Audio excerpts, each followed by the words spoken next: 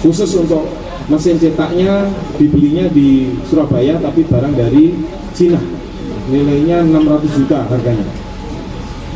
Ini cukup teliti, dan kalau kita lihat nanti ada dengan sinar ultraviolet itu uangnya ada muncul itu tanda-tanda air. Nah ini sekarang masih kami proses untuk kita sidik lebih lanjut. Saya kira